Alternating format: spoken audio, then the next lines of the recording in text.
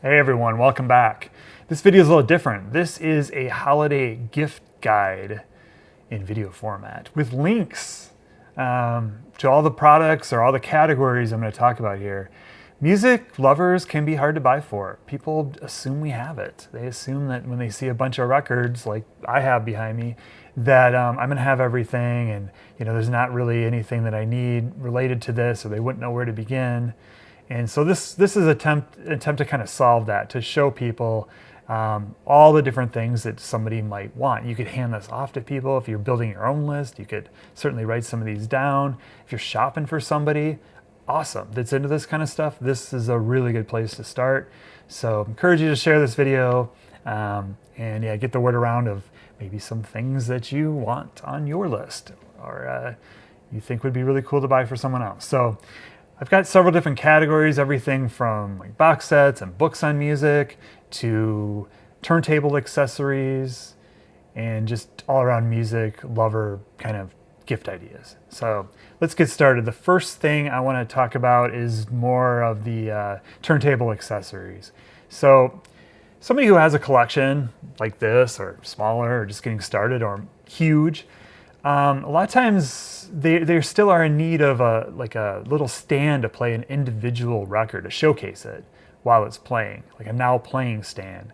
And you can get these all over the place, but it's a great, relatively inexpensive gift to be a good stocking stuffer, something to look at for a music fan in your life. Another thing that people have or people want sometimes is a Slipmat for their turntable. Now, usually turntables have these. They're usually black, or some people have different designs. They've already purchased stuff, but it can be a nice way to kind of freshen up your turntable. And Women in Vinyl, which is a nonprofit that my partner's involved with, they have some really cool ones. Go there, check it out. But you can go almost anywhere and find record stores as well as Amazon and other stores, Etsy, and find unique vinyl mats. So another idea there. And while you're at Women in Vinyl, if you do decide to go there, there's another thing that I think is really cool, which is these notebooks of catalog cards that you can basically write down where you found the album, who gave it to you, what kind of condition it was in, what kind of memories you might have around it. And they're small enough that they just can insert directly into the record, and 5 years down the road, 10 years down the road, 20 years down the road, your memory might be fading you, or it might just be a really nice reminder when you pull out that record of where you originally got that from, who gave it to you, what the circumstance was, all that.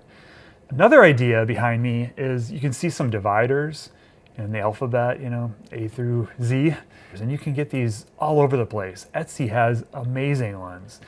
Sometimes you want to go full length of a record if you've got them really packed in tightly, like some of these, because you don't want to warp the record with the wood. But a lot of times if they're kind of more loosely packed, it's totally fine just to do the little sliders that slide in at the bottom. But yeah, Etsy's a great source for that. I have an Amazon link too if you want to check those out. And next, kind of moving on a little bit, definitely still a turntable accessory, are inner sleeves and outer sleeves that I recommend. So what are these?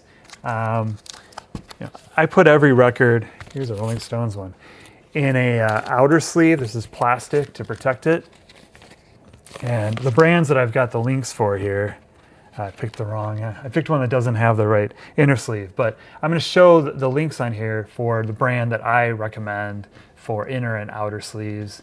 If people are collecting records and people are buying a lot of stuff, we go through these all the time. This can be just a nice gift for someone. So something they obviously need and are going to need. So inner and outer sleeves for their records. Most people do that these days, protect their records against wear and tear, and really make them look nice too. Same category, but more like direct stocking stuffer type ideas. Anti-static cleaner. Boundless makes a good one. A lot of times, you can run your record through a cleaner and all that and get it all looking shiny, but it's still like really staticky. These brushes help a lot. If you want a full kind of budget-friendly care system, Big Fudge makes a good one that includes a brush. You can also buy brushes separately. Both of those ideas would probably fit in a stocking. When you're moving on, when you want to do something a little bit bigger, you can start with a spin cleaner system, which is you basically fill distilled water in a solution, and then you would spin a record around and clean it with brushes. and you can really, clean up records really nicely. If you want to go step up, it definitely gets a lot more expensive, but I bought one a couple years ago, my partner and I, and we absolutely love it, and we'll swear by it, is a Humming Guru system. This is an ultrasonic system. It really gets in there and removes a lot of that stuck in like dirt and debris, especially if you're buying used records. I find that every time, just about every single time when I buy a used record, if I play it without cleaning it, and then I play it afterwards, it almost always goes up a step in the vinyl grading system. So a lot of times, VG, VG plus. If I have a VG, it's going to go up to VG plus. If I have VG plus, chances are it's going to be almost near mint when I get done running it through the Humming Guru. So really cool device. It definitely is an investment, and it takes up a little bit of room. It definitely makes a little bit of noise. It's kind of high pitched, but it's totally worth it when the record comes out. And it doesn't, it takes like 10 minutes to clean one, and it dries them as well. So really cool system. Definitely recommend that. So now let's get into some box sets. This year for me was like full of really cool box sets, archival stuff for the most part, and I'm just going to show off a few of them. Bruce Springsteen had two different box sets come out this year. The first one was a Lost Albums project. I don't have the box, I have it in the other room. I'm not going to show that, but I want to show one of the records. So there's 7 unreleased records in here that he did from like 1983 until like 2018, I think. And these are full unreleased records that he just never put out the time, and then he cleaned them up, maybe not even really cleaned them up. Most of the time he didn't record over anything or add new tracks to an existing track, but he just put together all these albums that had been sitting around that never, for various reasons, got to be released. So I just want to show the packaging on one of them so you can get an idea. Every single one is packaged like a regular album. There's 7 of these. It's the Lost Albums Tracks 2. It came out about 6 months ago. The other release by Springsteen came out just about a month ago, and this is Bruce Springsteen's acoustic masterpiece that he did alone in a bedroom on a 4-track in 1982. It was the subject of a movie that came out recently, Deliver Me From Nowhere. This is the box set that has the album proper, outtakes, which is almost like a second Nebraska album, Electric Nebraska, which everybody's been waiting for forever, and a recent performance by Springsteen where he's doing the album in its entirety in a theater. So really cool, especially if somebody really loves that kind of Springsteen. Definitely a excellent gift idea. Another one that I'd like to mention is a box set, I guess, because 3 LPs, and it's by the creative force behind Wilco, the singer-songwriter behind Wilco, and that's Jeff Tweedy. If for some reason you have somebody in your life that loves Wilco, but maybe they've fallen off recently, or they don't have this, I think a lot of people are coming back to Wilco that maybe didn't pay attention to them for the last couple records. I should say coming back to Tweedy with this album. This is Twilight Override. It's 3 albums of all new material, and it's really good. Each one holds up really well.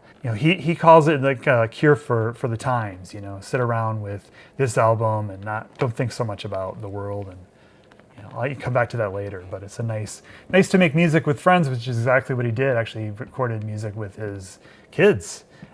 They're his band, Sammy and Spencer, along with some friends of theirs that have been Tweedy's backing band for a little while. But it's an excellent album, and yeah, really great one to come back to if you're a local fan and you have not followed them so much anymore and kind of want to try it out again. It's 3 records, but it does not seem like an eternity to get through or anything. It really plays nicely, and all 3 of the discs are excellent. I'd have a hard time, honestly, trying to pick any songs to chop it up a little bit and get it tighter.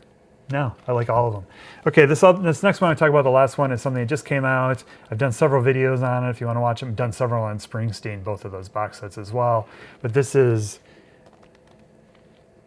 The Replacements' Let It Be. Great indie rock record. 1984. Just a classic record. If there's younger people that have not heard The Replacements, you think probably really like them, this is an excellent place to start.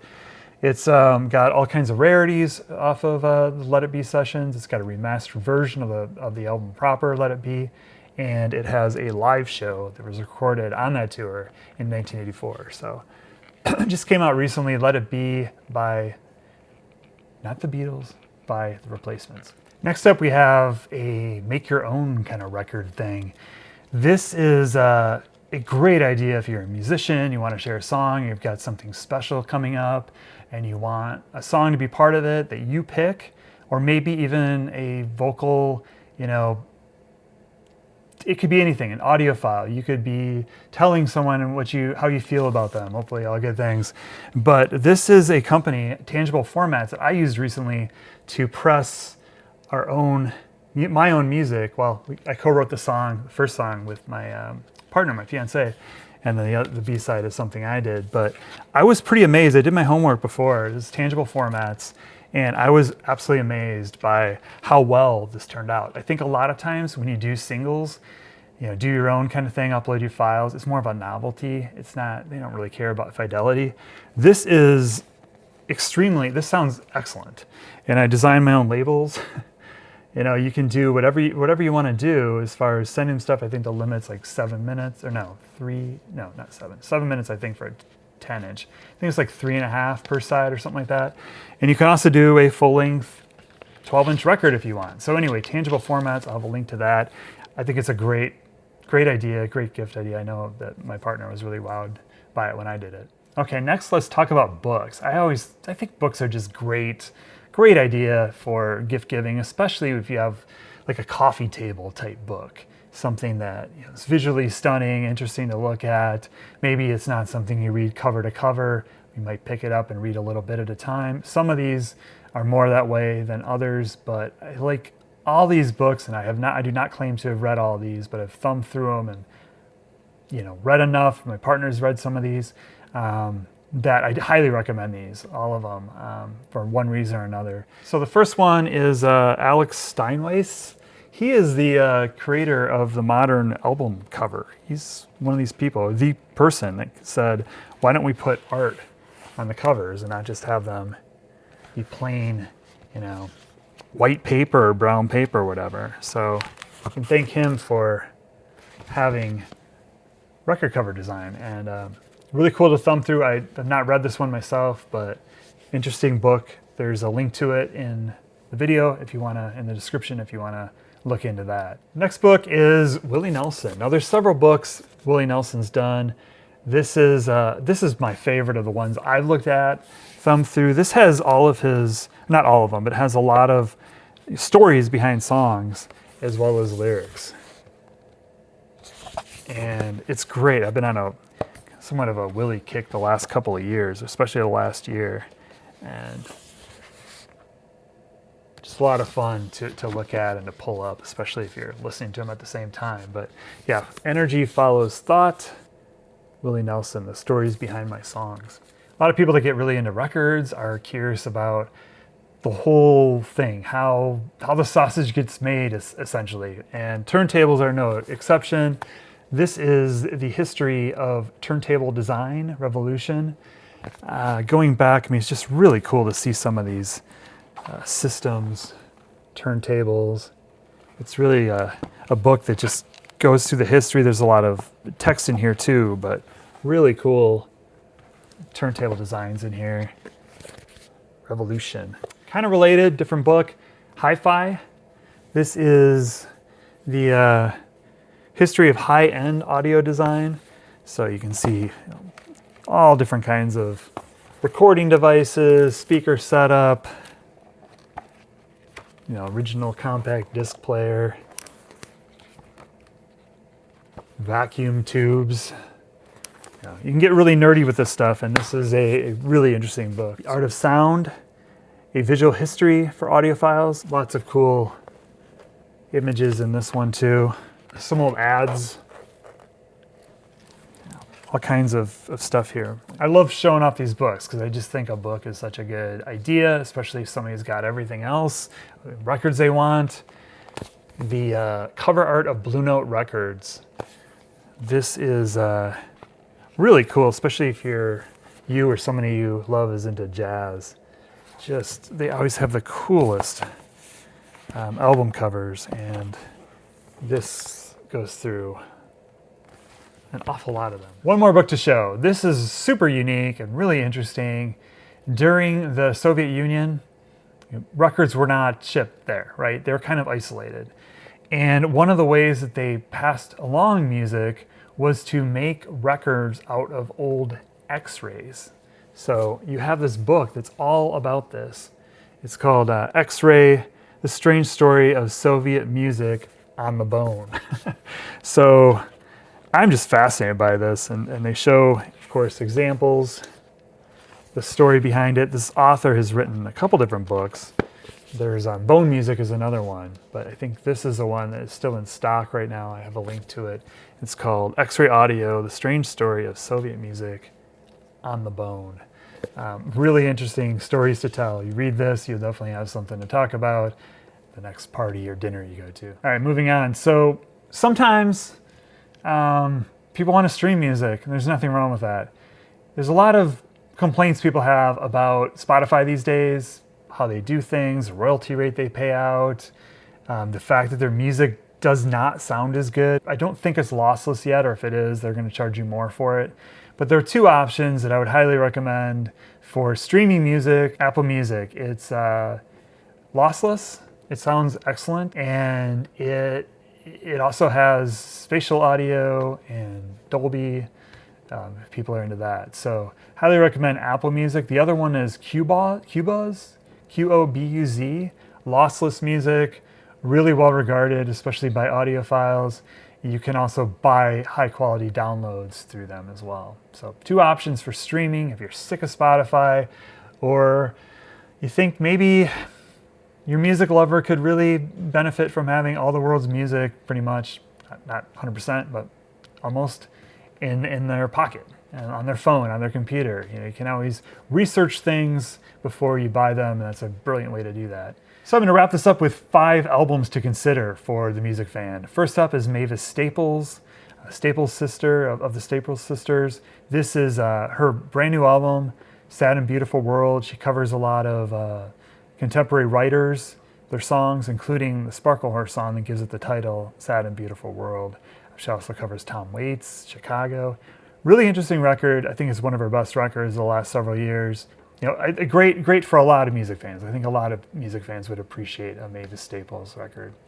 The second one is Jason Isbell's record. This is Jason Isbell. He's had a solo career for at least 10 years, 12 years, 13, 14 years, something like that. He was in Drive-By Truckers before. He put out an acoustic album, kind of a divorce album, but also at the same time kind of falling in love record called Foxes in the Snow. I think it's excellent. And that's a really, I think, a solid idea for somebody who likes acoustic music, singer-songwriter stuff. Alan Sparhawk and Trampled by Turtles put out an excellent album this year. It kind of a stripped-down, acoustic-y thing, strings, violin. Trampled by Turtles are a bluegrass band out of Minnesota. Alan Sparhawk is also from Minnesota. He was half of the band Low. His partner and wife died a few years ago, and this album is really kind of him processing that, but it's not a really painfully hard album to get through, a really depressing album. I find it to be pretty uplifting and really interesting and quite beautiful. So Alan Sparhawk and Trampled by Turtles. Stereolab put out a new record this year. I think a lot of people didn't pay attention to it, or it may have gotten overlooked. Just a great, fun record, put out at a party. Stereolab doing what Stereolab do best. Next up, we have Sharp Pins, the last record I'm going to talk about. This just came out, Balloon, Balloon, Balloon. But I was listening to Radio DDR, I think it's called, from earlier this year. This is like Guided by Voices, like a modern Guided by Voices and Beatles, like fanatic, making a record that sounds like both. Insanely catchy songs, the very DIY kind of Guided by Voices approach to it. I mean, you swear you're hearing the Beatles sometimes. It's very well done. I think Balloon, Balloon, Balloon might even be a tad bit better than Radio DDR, and it just came out, so most people probably would not have that. Very indie, somewhat obscure record too, but highly recommend that one. So I hope you found this helpful. Threw out a lot of different ideas and places to start, things to think about for the music lover in your family or your partner or anybody. And also, if you are a music lover and you watch this, hopefully it gave you some ideas for things you're looking for. If somebody asks you for ideas, you might have a couple now. Encourage you to share it. I've got links for everything below in the description. And yeah, hope you enjoyed it and hope it helped you out a little bit. Let me know what you think in the comments. If you've got anything that you think this audience, people that are watching this video, would also really like, I would love for you to leave a comment and let's build a list. Let's tell the world what a music lover would really like beyond maybe the obvious stuff. So thank you very much.